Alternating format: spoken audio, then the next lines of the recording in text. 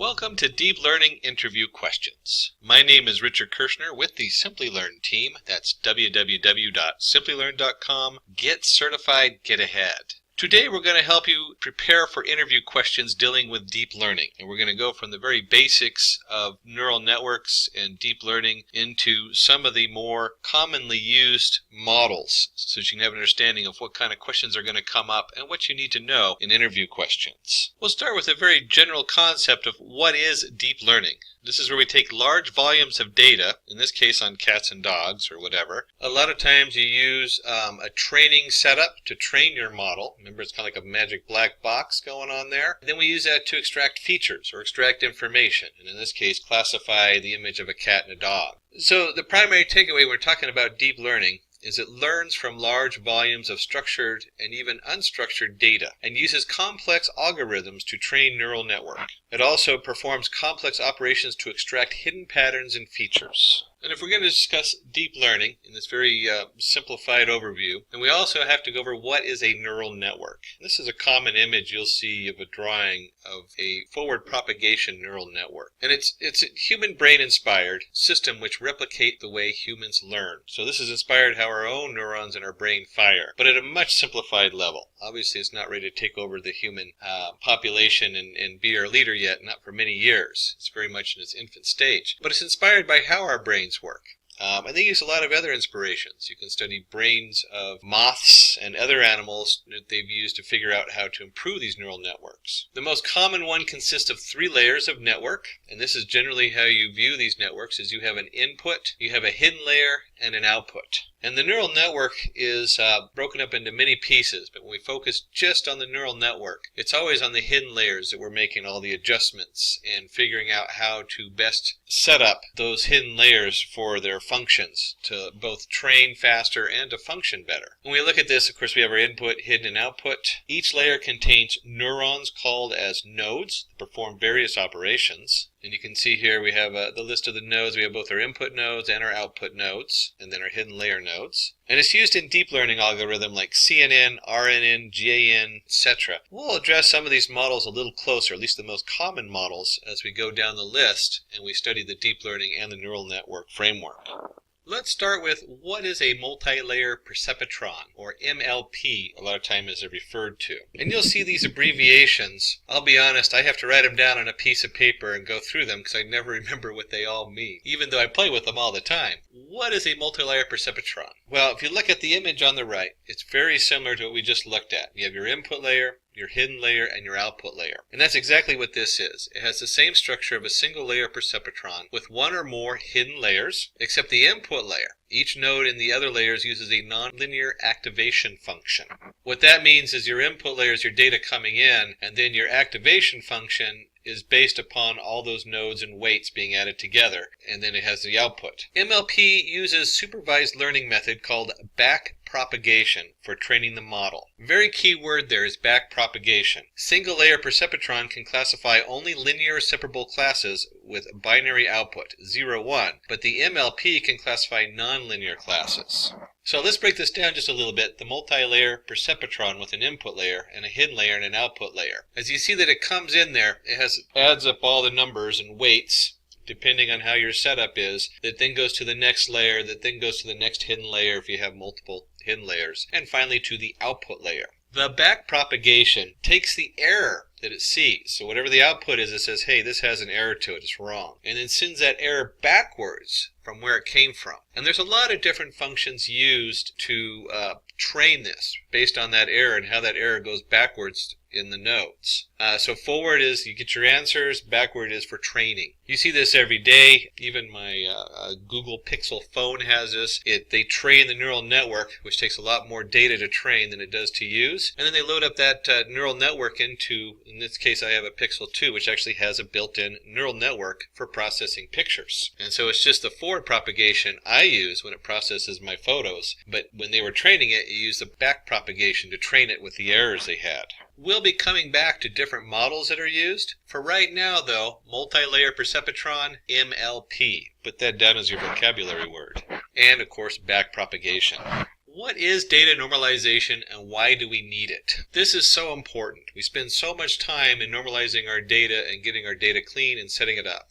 So when we talk about data, there's a pre-processing step to standardize the data. So whatever we have coming in, we don't want it to be a 1 gigabyte file here, a 2 gigabyte picture here, and a 3 kilobyte text there. Even as a human, I can't process those all in the same group. I have to reformat them in some way that loops them together so that it's standardized format. We use this data normalization in pre-processing to reduce it and eliminate data redundancy. A lot of times the data comes in and you end up with two of the same images or the same information in different formats. Then we want to rescale values to fit into a particular range for achieving better convergence. What this means is with most neural networks, they form a bias. We've seen this recently in attacks on neural networks where they light up one pixel or one piece of the view and it skews the whole answer. So suddenly, because one pixel is really bright, it doesn't know what to do. Well, when we start rescaling it, we put all the values between, say, -1 and 1, and we change them and refit them to those values. It helps get rid of that bias, helps fix for some of those problems.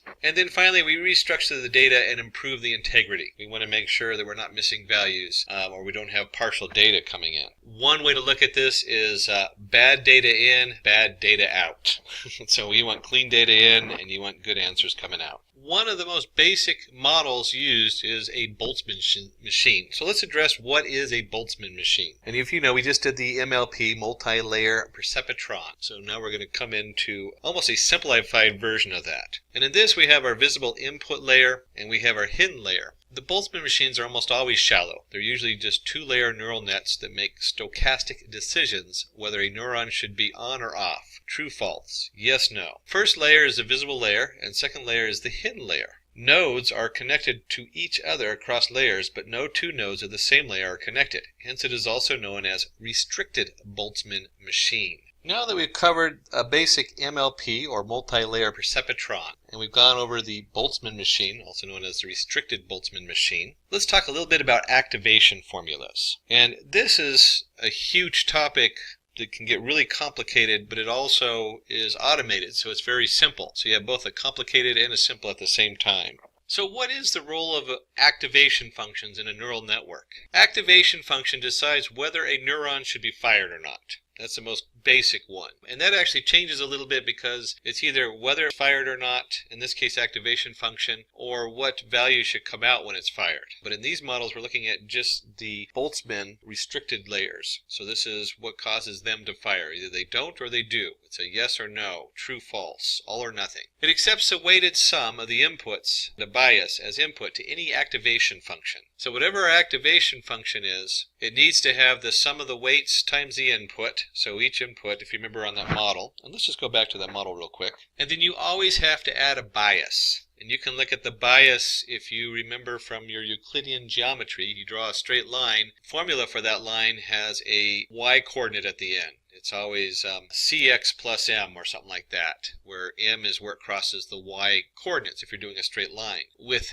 these weights, it's very similar, but a lot of times we just add it in as its own weight. We take it as a node of a one value coming in, and then we compute its new weight, and that's how we compute that bias, just like we compute all the other weights coming in. The node which gets fired depends on the y value, and then we have a step function. And the step function, this is where, remember I said it's going to get complicated and simple all at the same time? We have a lot of different step functions. We have the sigmoid function, we have just a standard step function, we have the ReLU, it's pronounced like ray, the ray from the sun, and lu, like a name, so ReLU function. And we have the tangent h function. And if you look at these, they all have something similar. They all either force it to be one value or the other. They force it to be, in the case of the first three, a 0 or a 1, and in the last one, it's either a -1 or a 1. And you can easily convert that to a 0, 1, yes, no, true, false. And on this, one of the most common ones is the step function itself, because there is no middle value. There is no discrepancy that says, well, I'm not quite sure. But as you get into different models, probably the most commonly used, it used to be the sigmoid was most commonly used, but I see the ReLU used more often. Really, depending on what you're doing, you just have to play with these and find out which one works best, depending on the data and your output. The reason to have a non-0-1 answer or something kind of in the middle is when you're looking at this and it's coming out, you can actually process that middle ground as part of the answer into another neural network. So it might be that the ReLU function says, hey, this is only a 0.6, not a 1. And even though the 1 is what's going into the next neural network or the next hidden layer as an input, the 0.6 value might also be going in there to let you know, hey, this is not a straight up 1 or a straight up 0, it's someplace in the middle. This is a little uncertain what's coming out here. So it's a very powerful tool, but in the basic neural network, you usually just use the step function. It's yes or no. Let's take a big step back and take a kind of an overview. The next function is what is a cost function that we're going to cover.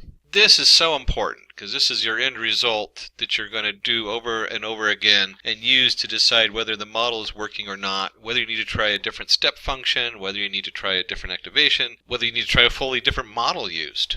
So what is the cost function? Cost function is a measure to evaluate how good your model's performance is. It is also referred as loss or error, used to compute the error of the output layer during backpropagation. There's our backpropagation where we're training our model. That's one of our key words. Mean squared error is an example of a popular cost function. And so here we have the cost function C equals half of y minus y predicted, and then you square that. So the first thing is, real quick, if you haven't done statistics, this is not a percentage. It's not a percentage of how accurate it is. It's just a measurement of the error. And we take that error for training it, and we push that error backwards through the neural network, and we use that through the different training functions, depending on what model you're using, to train the neural network. So when you deploy the network, you're usually done training it because it takes a lot of computational force to train it. This is a very simple model. And so you deploy the trained one, but we want to know how your error is. And so how do we do that? Well, you split your data. Part of your data is for training and part of your data is for testing, and then we can also test the error on there. So it's very important. And then we're going to go one more step on this. We got to look at both the local and the global setup. It might work great to test your data on what you have on your computer, but that's different than in the field. So when we're talking about all these different tests in the error test, as far as your loss, you want to make sure that you're in a closed environment when you do your initial testing, but you also want to open that up and make sure you follow up with the testing on the larger scale of data, because it will change. It might not fit the larger scale. There might be something in there in the way you brought the data in specifically, or the data group you used, or any of those could cause an error. So it's very important to remember that we're looking at both the local and the global context of our error. And just one other side note on a lot of the newer models of neural networks, by comparing the error we get on the data, our training data, with a portion of the test data, we can actually figure out how good the model is, whether it's overfitted or not. We'll go into that a little bit more as we go into some of the different models. So we have our output. We're able to figure out the error on it based on the square means usually, although there's other functions used. So we want to talk about what is gradient descent, another vocabulary word. Gradient descent is an optimization algorithm to minimize the cost function or to minimize the error. Aim is to find the local or global minima of a function. Determine the direction the model should take to reduce the error. So, as we're looking at this, we have our squared error that we just figured out based on the cost function. It says, how bad is my model fitting the data I just put through it? And then we want to reduce that error. So how do you figure out what direction to do that in? Well, it could be that you're looking at just that line of data coming in, so that would be a local minima. We want to know the error of that particular setup coming in. And then you have your global minima. We want to minimize it based on the overall data we're putting through it. And with this, we can figure out the global minimum cost. We want to take all those local minimum costs of each piece of data coming in and figure out the global one. How are we going to adjust this model to fit all the data? We don't want it to be biased just on 3 or 4 lines of data coming in. We want it to kind of extrapolate a general answer for all the data coming in. But this, of course, we mentioned it briefly about backpropagation. This is where it really comes in handy, is training our model. Neural network technique to minimize the cost function helps to improve the performance of the network, backpropagates the error, and updates the weights to reduce the error. So as you can see here is a very nice depiction of a backpropagation. We have our predicted y coming out, and then we have, since it's a training set, we already know the answer, and the answer comes back, and based on, in case of the square means was one of the functions we looked at, one of the activation functions based on cost function. That cost function then, depending on what you choose for your backpropagation method, and there's a number of them, will change the weights. It will change the weight going to each of one of those nodes in the hidden layer. And then based upon the error that's still being carried back, it'll change the weights going to the next hidden layer. And then it computes an error level on that and sends that back up. And you're going to say, well, if it computes the error into the first hidden layer and fixes it, why would it stop there? Well, remember, we don't want to create a biased neural network. So we only make small adjustments on these weights. We don't make a big adjustment that changes everything right off the bat. So no matter how far back you go, you're always going to have a small amount of error, and that's still going to continue to go all the way back up the hidden layers. For right now, focus on the backpropagation is taking that error and moving it backwards on the neural network to change the weights and help program it so that it'll have the correct answers. So far, we've been talking about forward propagation neural networks. Everything goes forwards, goes left to right. But let's take a little detour and let's see what is the difference between a feed-forward neural network and a recurrent neural network. Now this is in the function, not when we're training it using the backpropagation. So you've got new information coming in and you want to get the answer. And there's a couple different networks out there, and we want to know, we have a feed-forward neural network and we have a new vocabulary term, recurrent neural network. A feed-forward neural network. Signals travel in one direction from input to output. No feedback loops. Considers only the current input. Cannot memorize previous inputs. One example of one of these feed-forward neural networks, and we've covered a number of them, but one of the ones that has a big highlight nowadays is the CNN, a convolutional neural network. TensorFlow, the one put out by Google, is probably most known for their CNN, where the information goes forward. It first takes a picture, splits it apart, goes through the individual pixels on the picture so it picks up a different reading, then calculates based on that, goes into a regular feed-forward neural network, and then gives your categorization on there. Now, we're not covering the CNN today, but we do have a video out that you can look up on YouTube, put out by Simplilearn, the convolutional neural network. Wonderful tutorial. Check that out and learn a lot more about the convolutional neural network. But you do need to know that the CNN is a forward propagation neural network only. So it's only moving in one direction. So we want to look at a recurrent neural network. Signals travel in both directions, making it a looped network. Considers the current input along with the previous received inputs for generating the output of a layer. Has the ability to memorize past data due to its internal memory. And you can see they have a nice image here. We have our input, and for some reason they always do the recurrent neural network in reverse from bottom up in the images. Kind of a standard, although I'm not sure why. Your X goes into your hidden layer, and your hidden layer, the answer for part of the answer from that it generates feeds back into the hidden layer. So now you have an input of both X and part of the hidden layer, and then that feeds into your output. Now if we go back to the forward, let me just go back a slide, and we're looking at our forward propagation network. One of the tricks you can do to use just a forward propagation network is if you're in what they call a time sequence. That's a good term to remember, or a time series, meaning that it's sequential data. Each term comes after the other. You can trick this by creating your input nodes with the history. So if you know that you have values 1, 5, and 7 going in, and you know what the output is from what those outputs are, you can expand the input to include the history input. That's one of the ways to trick a forward propagation network into looking at that. But when you do it with a recurrent neural network, you let the hidden layer do that for you. It sends that data and reprocesses it back into itself. What are some of the applications of recurrent neural network? The RNN can be used for sentiment analysis and text mining. Getting up early in the morning is good for health. And it's a positive sentiment. One of the catches you really want to look at this when you're looking at the language is that I could switch this around and totally negate the meaning of what I'm doing, so it would no longer be positive. So when you're looking at a sentence, knowing the order of the words is as important as the meaning of the words. You can't just count how many good words there are versus bad words to get a positive sentiment. You now have to know what they're addressing. And there's lots of other different uses.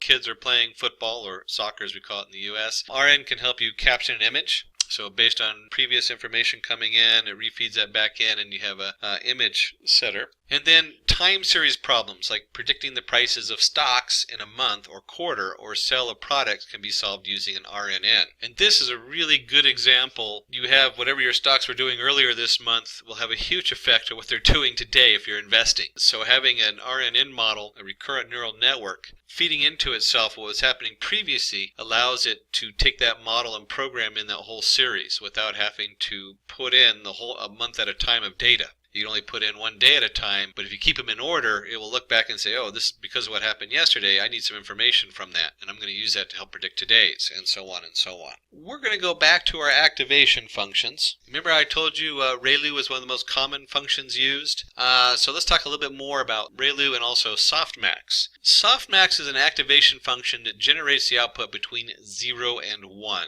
It divides each output such that the total sum of the outputs is equal to 1. It is often used in the output layers. Softmax L of the n equals e to L of the n over the absolute value of e to the L. So what does this function mean? I mean, what is actually going on here? So we have our output nodes, and our output nodes are giving us, let's say they give us 1.2, 0.9, and 0.4. As a human being, I look at that and I say, well, the greatest value is 1.2, so whatever category that is, if you have 3 different categories, maybe you're not just doing if it's a cat or it's a dog or, let's say it's a cow. Remember we had cats and dogs earlier. Why the cats and dogs are hanging out with a cow, I don't know. But we have a value, and it might say 1.2 is a cat, 0.9 is the dog, and 0.4 is a cow.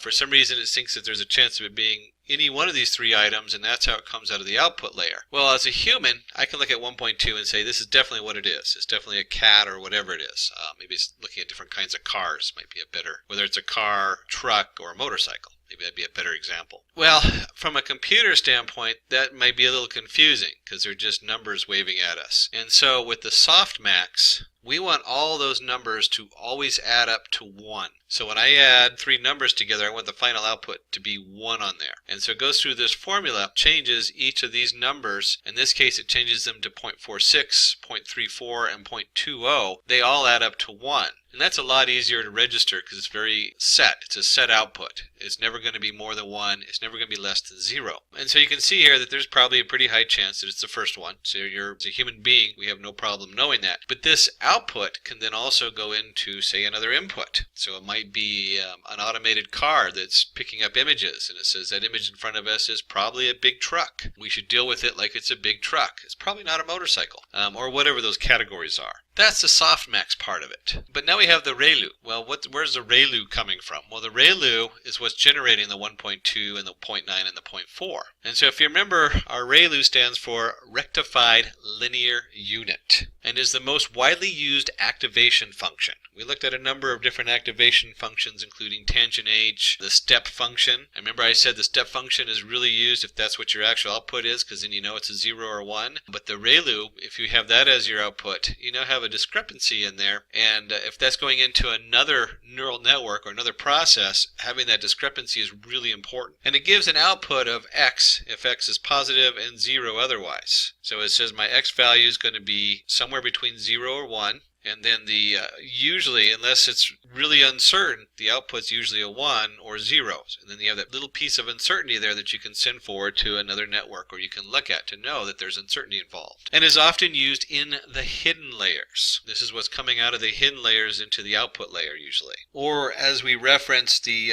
convolution neural network, the CNN, which you'd have to go to another video to review, the ReLU is the most common used for convolutional part of that network. It has a bunch of little pieces that are very simplified, looking at all the different images or different sections of the map, and the ReLU works really good for that. And like I said, there's other formulas used, but this is the most common one, and you'll see that in the hidden layers going maybe between one layer and the next layer. So just a quick recap, we have our softmax, which means that if you have numerous categories, only one of them is going to be picked, but you also want to have some value attached to it, how well it picked it. And you put that between 0 and 1, so it's very standardized. So we have our softmax. We looked at that. Let's go back one. We looked at that here where it transforms the numbers. And then we have our ReLU function, which takes the information and the sum approximation and puts it between a 0 and a 1, where it's either clearly a 0 or, depending on how confident our model is, it'll go between the 0 and 1 value. What are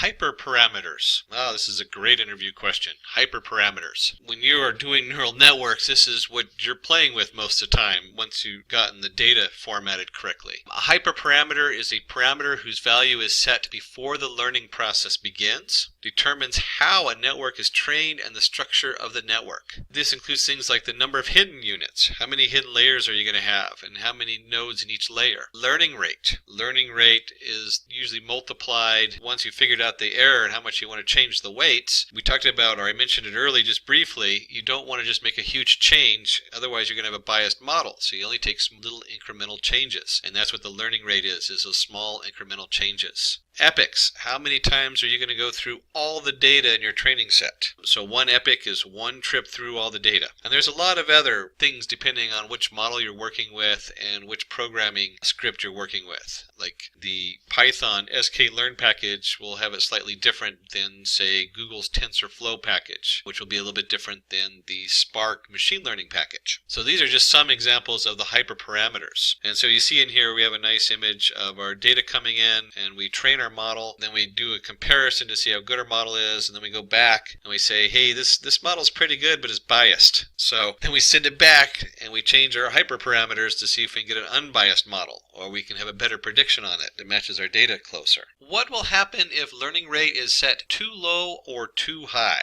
We have a nice couple graphs here. We have one over here that says the learning rate set too low, and you can see that it slowly works its way down the curve. And on the right, you can see a learning rate set too high. It's just bouncing back and forth. When your learning rate is too low, that's what we studied at 2 slides ago, that's what the learning rate was, training of the model will progress very slowly as we are making very tiny updates to the weights. We'll take many updates before reaching the minimum point. So I just mentioned Epoch, going through all the data. You might have to go through all the data 1,000 times instead of 500 times for it to train. Learning rate too high causes undesirable divergent behavior to the loss function due to drastic updates in weights. At times it may fail to converge or even diverge. So if you have your learning rate set too high and it's training too quickly, maybe you'll get lucky and it trains after one epoch run, but a lot of times it might never be able to train because the weights are changing too fast. They flip back and forth too easy. And you see down here we've introduced two new terms, converge and diverge.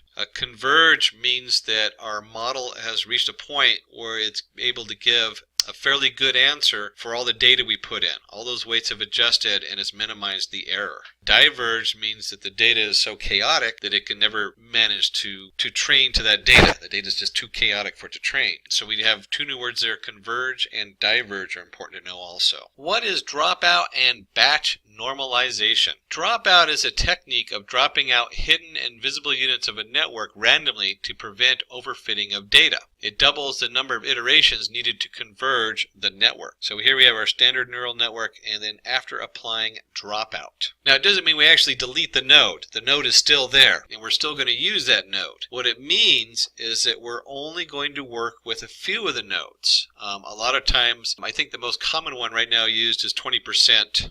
So you'll drop out 20% of the nodes when you do your training. You reverse propagate your data, and then you'll randomly pick another 20 nodes the next time you go through an epoch data training. So each time you go through one epoch, you will randomly pick 20 of those nodes not to mess with. And this allows for less overfitting of the data. So by randomly doing this, you create some, I guess it just kind of pulls some nodes off to the sides and says we're going to handle the data later on so we don't overfit. Batch normalization is a technique to improve the performance and stability of a neural network. The idea is to normalize the inputs in every layer so that they have mean output and activation of 0 and standard deviation of 1. This question covers a lot of different things, which is great. It's a great interview question because it pulls in that you have to understand what the mean value is. So a mean output activation of 0, that means our average activation is 0. So when you normalize it, remember usually we're going between -1 and 1 on a lot of these. It's a very standard setup. So you have to be very aware that this is your mean output activation of 0. And then we have our standard deviation of 1. So we want to keep our error down to just a 1 value. The benefits of this doing a batch normalization is it provides regularization, it trains faster, higher learning rates, and weights are easier to initialize. What is the difference between batch gradient descent and stochastic gradient descent? Batch gradient descent. Batch gradient computes the gradient using the entire data set. It takes time to converge because the volume of data is huge and weights update slowly. So you can look at the batch as, a lot of times if you're using big data, batch the data in, but you still go through a full epoch. You still go through all the data on there. So batch gradient descent means you're going to use it to fit all the data and look for a convergence there. Stochastic gradient descent. Stochastic gradient computes the gradient using a single sample. It converges much faster than batch gradient because it updates weight more frequently. Explain overfitting and underfitting and how to combat them. Overfitting happens when a model learns the details and noise in the training data to the degree that it adversely impacts the execution of the model on the new information. It is more likely to occur with nonlinear models that have more flexibility when learning a target function.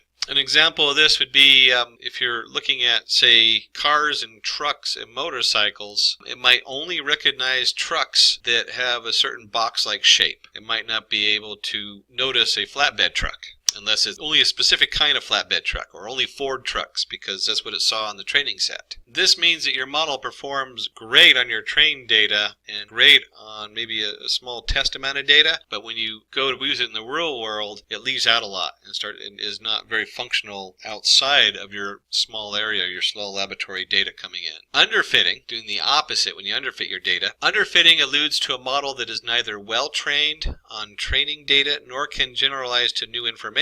Usually happens when there is less and improper data to train a model, has a poor performance and accuracy. So if you're using underfitted data and you generate a model and you distribute that in a commercial zone, you'll have a lot of people unhappy with you because it's not going to give them very good answers. So we've explained overfitting and underfitting, so now we want to ask how to combat them. Combating overfitting and underfitting. Resampling the data to estimate the model accuracy, k-fold cross-validation. Having a validation data set to validate the model. So when we do the resampling, we're randomly going to be picking out data, and we'll run it a few times to see how that works, depending on our random data and how we sample the data to generate our model. And then we want to go ahead and validate the data set by having our training data, and then keeping some data on the side, testing data to validate it. How are weights initialized in a network? Initializing all weights to 0. All the weights are set to 0. This makes your model similar to a linear model. So if you have linear data coming in, doing a basic setup like that might work. All the neurons in every layer perform the same operation given the same output and making the deep net useless. Right there is a key word. It's going to be useless if you initialize everything to 0. At that point, be looking into some other machine learning tools. Initializing all weights randomly. Here the weights are assigned randomly by initializing them very close to 0. It gives better accuracy to the model since every neuron performs different computations. And here we have the weights are set randomly. We have our input layer, the hidden layers, and the output layer. And W equals NP random, random N. Layer size L minus 1. This is the most commonly used, is to randomly generate your weights. What are the different layers in CNN? Convolutional neural network. First is the convolutional layer that performs a convolutional operation. We have our other video out if you want to explore that more, so we can go into detail exactly how the convolutional layer works in the CNN as far as creating a number of smaller picture windows that go over the data. The second step is as a ReLU layer. ReLU brings nonlinearity to the network and converts all the negative pixels to 0. Output is rectified feature map. So it goes into a mapping feature there. Pooling layer. Pooling is a downsampling operation that reduces the dimensionality of the feature map. So we have all our ReLU layer, which is pulling all these little maps out of our convolutional layer. It's taking that picture and creating little tiny neural networks to look at different parts of the picture. Then we need to pool it together. And then finally, the fully connected layer. So we flatten our pooling layer out, and we have a fully connected layer recognizes and classifies the objects in the image. And that's actually your forward propagation, reverse propagation training model, usually. I mean, there's a number of different models out there, of course. What is pooling in CNN and how does it work? Pooling, used to reduce the spatial dimensions of a CNN, performs downsampling operation to reduce the dimensionality, creates a pooled feature map by sliding a filter matrix over the input matrix. I mentioned that briefly on the previous slide. It's important to know that you have, if you see here, they have a rectified feature map. And so each one of those colors, like the yellow color, that might be one of a smaller little neural network using the ReLU. It'll just kind of go over the main picture and look at all the different areas on the main picture. So you might step 1, 2, 3, 4 spaces. And then you have another one that's also looking at features, and it has a 2, 7, 8, 5. Each one of those is a map. So it might be, the first one might be a map looking for cat ears, and the second one looking for human eyes. When it does this, you then have this rectified feature map looking at these different features. And the max pooling with a 2x2 filters and a stride of 2. Stride means instead of skipping every pixel, you're going to go every 2 pixels. You take the maximum values. And you can see over here, when we look at a pooled feature map, one of the features says, hey, I had a max value of 8, so somewhere in here we saw a human eye labeled as 8, pretty high label. And maybe 7 was a human hand, and maybe 4 was cat whiskers, or something that we thought might be cat whiskers. 4 is kind of a low number in this particular case compared to the other ones. So you have your full pooled feature map. You can see the process here as we have our stepping. We look for the max value, and then we create a pooled feature map of the maxed values. How does a LSTM network work? And that's long short-term memory. So the first thing to know is that an LSTMs are a special kind of recurrent neural network capable of learning long-term dependencies. Remembering information for long periods of time is their default behavior. We did look at the RNN briefly, talked about how the hidden layer feeds back into itself. With the LSTM, it has a much more complicated feedback, and you can see here we have the hidden layer of t-1, and the hidden layer, that's what the H stands for, hidden layer of t, and the formula is going in. As we can see here, we have the hidden layers. We have t-1 and then h of t, where t stands for time. So this is a series. Remember, we're working with series, and we want to remember the past. And you can see you have your input of t, and that might be a frame in a video. As a frame comes in, they usually use in this one the tangent H activation formula, but you also see that it goes through a couple other formulas, the omega formula. And so when it combines these, that then goes into the next layer, your next hidden layer. That then goes into the data that's submitted to the next input. So you have your x of t plus 1. So when you have that coming in, then you have your h value that's coming forward from the last process. And depending on how many of these omega structures you put in there, depends on how long-term the memory gets. So it's important to remember this is more for your long-term recurrent neural networks. The 3 steps in an LSTM. Step 1 decides what to forget and what to remember. Step 2 selectively updates cell state values. So based on what we want to remember and forget, we want to update those cell values. And then decides what part of the current state make it to the output. So now we have to also have an output on there. What are vanishing and exploding gradients? This is a great question that affects all our neural networks. While training an RNN, your slope can become either too small or too large, and this makes the training difficult. When the slope is too small, the problem is known as vanishing gradient.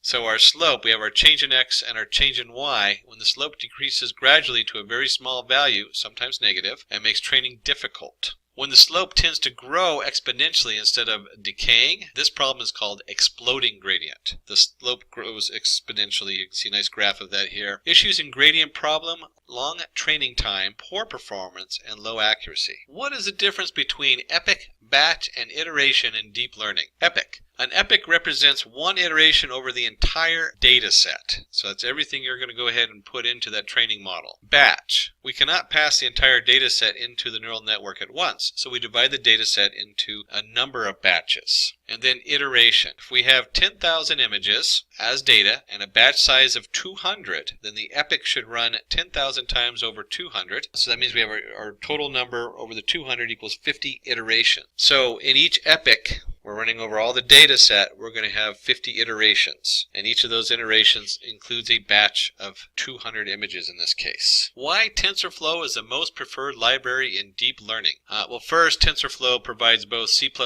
and Python APIs that makes it easier to work on. Has a faster compilation time than other deep learning libraries like Keras and Torch. TensorFlow supports both CPUs and GPUs computing devices. So right now TensorFlow is at the top of the market because it's so easy to use for both programmer side and for hardware side and for the speed of getting something up and running. What do you mean by tensor in TensorFlow? Tensor is a mathematical object represented as arrays of higher dimension. These arrays of data with different dimensions and ranks that are fed as input to the neural network are called tensors. And you can see here we have a tensor of dimensions 5, comma 4. So it's a two-dimensional tensor coming in. You can look at an image like this, that each one of those pixels is a different value if it's a black and white. So it might be 0 and 1s, and then each one represents a black and white image. In a color photo, you might either find a different value system, or you might have a tensor value that has the XY coordinates as we see here, plus the colors. So you might have 3 more different dimensions for the 3 different images, the red, the blue, and the yellow coming in. And even as you go from one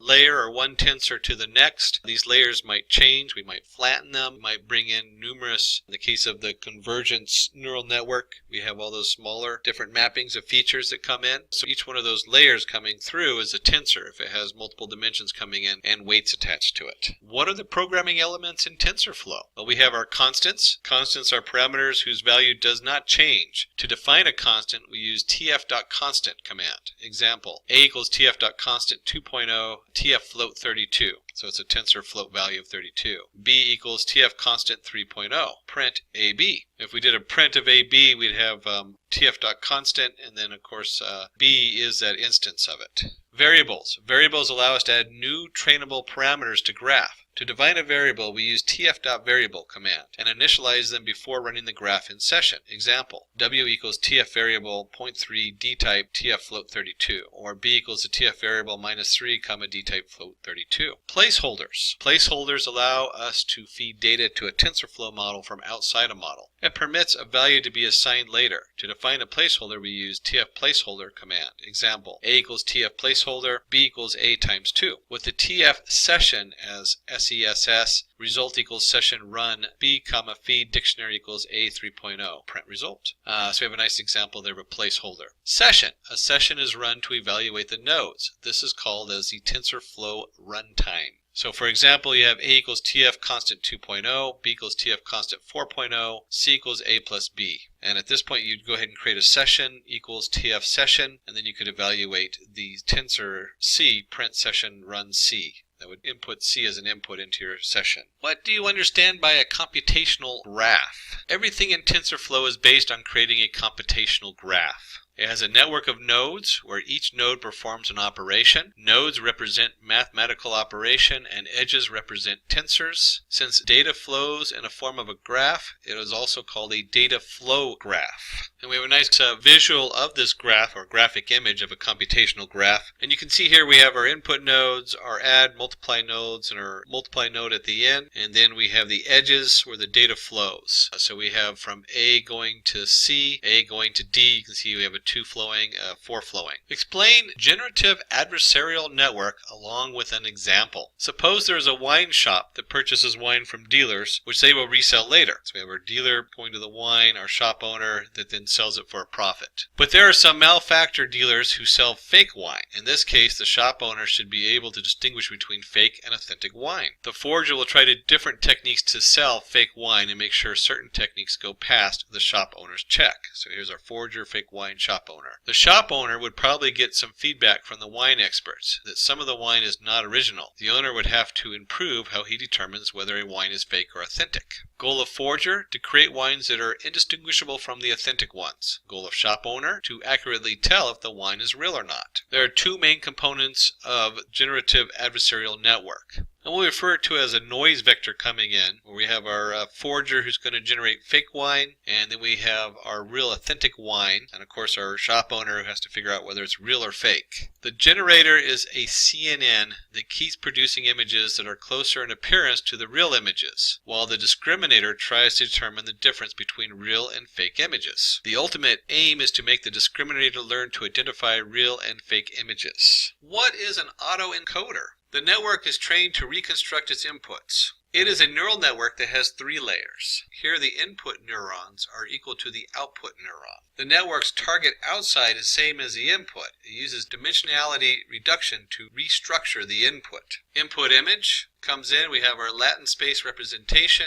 and then it goes back out reconstructing the image. It works by compressing the input to a Latin space representation and then reconstructing the output from this representation. What is bagging and boosting? Bagging and boosting are ensemble techniques where the idea is to train multiple models using the same learning algorithm and then take a call. So we have in here where we're bagging, we take a data set and we split it. We're going to have our training data and our test data. Very standard thing to do. Then we're going to randomly select data into the bags and train your model separately. So we might have bag 1, model 1, bag 2, model 2, bag 3, model 3, and so on. In boosting, the emphasis is to select the data points which give wrong output in order to improve the accuracy. So in boosting, we have our data set. Again, we split it to test data and train data. And we'll take bag 1 and we'll train the model. Data points with wrong predictions then go into bag 2, and we then train that model and repeat. So we've covered a number of questions that you might get during an interview. Hopefully this helps you land that perfect job. We want to thank you for joining us here at Simplilearn. Again, www.simplilearn.com. Get certified, get ahead. We have a number of other resources out there, so if you want to learn more about the RNN, recurrent neural network, or the CNN, the convolutional neural network is one of the main things. We have a TensorFlow out there. You can come and research a number of our other YouTube videos, or come visit us for more information at www.simplilearn.com.